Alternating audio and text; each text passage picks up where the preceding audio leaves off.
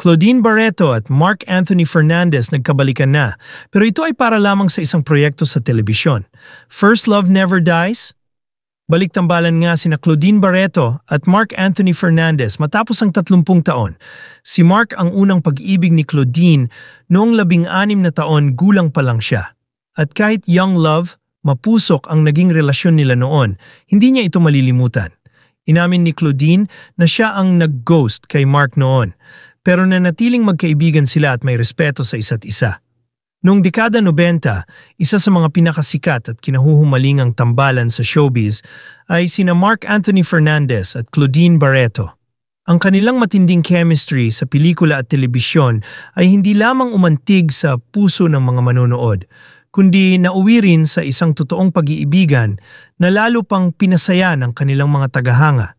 Bagaman hindi nagtagal ang kanilang relasyon at kalaunan ay tinahak nila ang kanya-kanyang landas, parehong bumuo ng kani-kanilang karera at buhay pamilya na natili pa rin sa alaala ng marami ang tambalang Mark at Claudine. Makalipas ang ilang dekada, muling pinagtagpo ng tadhana ang dalawa.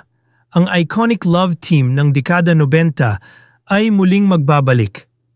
Muling pinakikilig at pinaghihintay ang mga fans ni na Mark Anthony Fernandez at Claudine Barreto para sa kanilang matagal nang inaabangang reunion sa telebisyon. Pagkatapos ng maraming taon, magsasama muli ang dalawa sa bagong teleseryeng Totoy Ba To na ipalalabas sa TV5, tampok din ang aktor na si Kiko Estrada, kasama din sa cast sina Yula Valdez at Jano Gibbs.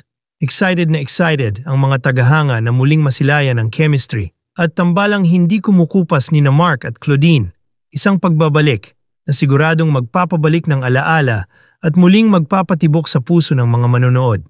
Hanggang ngayon magkaibigan pa rin sina Mark at Claudine, patunay na ang ilang ugnayan gaano man katagal o magbago ang panahon ay hindi kailanman tuluyang nawawala.